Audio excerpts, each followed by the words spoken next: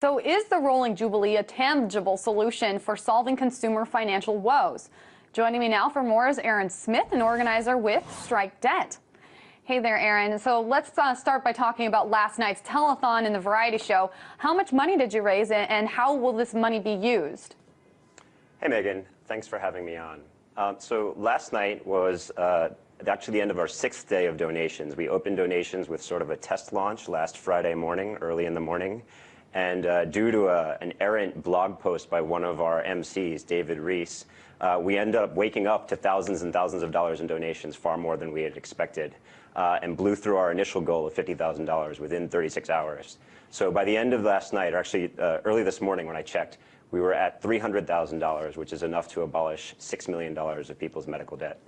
And that's a huge number. It's much more than I know than you guys were expecting. Can I ask you why you're deciding to focus on medical debt first versus some of the other debts? Yeah, there are a number of reasons. One, it's simply easier for people to swallow. We don't have to get into issues of deciding whether or not someone was profligate with their credit card spending or not. Although we think that's an important conversation to have. If you go to our website, rollingjubilee.org, and you go to the resources section, there are a number of reports demonstrating that consumer debt, even debt caused by credit card, even debt on credit cards, is not usually caused by someone just running up the bills. That's an old wives' tale. It's a story that's passed around often, and most of the people you find doing that are 17 and running away with their parents' credit card. And Aaron, I also know that you guys have been planning this for a little bit. Can you go and talk about the planning process, how long this has been in the works, and what you've got going for the future? So this idea has been percolating in activist circles for a few years, and early this year, a man named Thomas Goki just decided to go and do it for himself, and so he ended up buying $14,000 of medical debt and erasing it. And once he realized it worked, he got in touch with us, and we started thinking about how to scale it up. Simultaneously, there have been a number of conversations that have been coming out of people who met each other through Occupy, one of which was from the Occupy student debt campaign last fall, which circulated a petition to try and get 1 million people to pledge to default on their student loans simultaneously, to try to force a change in the way student loans and tuition is charged. What they found is that about 10,000 people signed the petition, which is far short of their goal. But the reality is there are already 5 million people in default in this country, and on the student loans alone. And so we started referring to those people as sort of the invisible army of defaulters, and our conversations centered around ways that we could get them to unite and come out of the shadows and create sort of a common interest class around debt.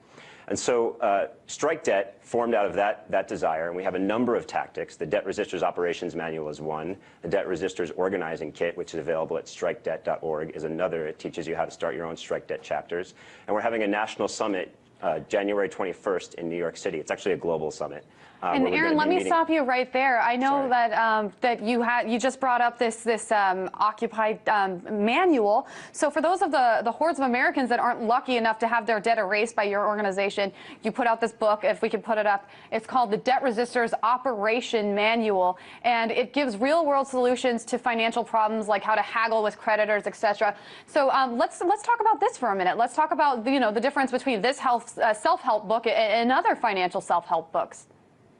Yeah, so I think you'll see a lot of financial self-help books out there just sort of trying to get you to be a more efficient inhabitant of the debt system. Well, this is much more about removing debt from your life entirely, and it's a very serious piece of work. I think you've read it, you can testify for me. These are very practical, real-world solutions written by people who have done the research. And I know that one of the criticisms of the movement, the Occupy movement, has been that it was all talk and no action. That's kind of what we saw at the beginning, was lots of protesting. But I really do feel, and maybe you can speak to this a little bit, like we're starting to see a little bit of this metamorphosis. Occupy Wall Street did, of course, and get involved in the Sandy relief efforts, and now this. So can you talk about the shift into more global action and what we can expect? Well, from my perspective, it was never really a shift. Occupy Sandy, which you referred to, and Strike Debt are really exemplifying principles that have been in place since day one of Occupy. We focus on mutual aid. We focus on the ground work to try and help people help themselves, essentially. So these are not charity projects. Sandy is not a charity project. Strike Debt is not a charity project. We're trying to build common bonds with people to help us all resist a system that is prohibiting all of us from living lives that we want to live. And I also do know that obviously you guys have put out a bunch of numbers concerning the debt that Americans face every day. We're coming into a holiday season. Some of the numbers that you put out, if we can go ahead and bring up that chart, you talked about student debt and the fact that over $1 trillion is just a student debt. And then we also have that 1 in 7 Americans is being pursued right now by a debt collector. So we are seeing all of these numbers. We're seeing all these statistics coming out. We're also in the holiday season, but obviously you guys aren't going to be able to absolve all of America's debt. Was this more of a symbolic kind of stance, in your opinion? It's a political statement, but it's a political statement that happens to help people in the process, and I don't think anyone should try to minimize that. Our goal is to foster conversations, and you can see those conversations already happening, about the double standard in the debt system, about how the 1% in corporations are allowed to treat debt in this way, but how the 99% are not allowed to treat debt in this way. And now by banding together, we're allowed to, and we can shine a light on the predatory practices of the debt collection industry at the same time. And I know that the ratio for forgiveness, according to your website, is about $1 absolves about $20 worth of debt.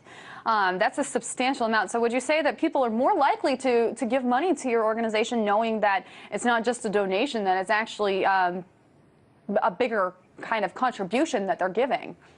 Yeah, people have said that's a very classic American response to it. You know, what a deal. You know, you get for $1, you get $20 worth of debt erasure.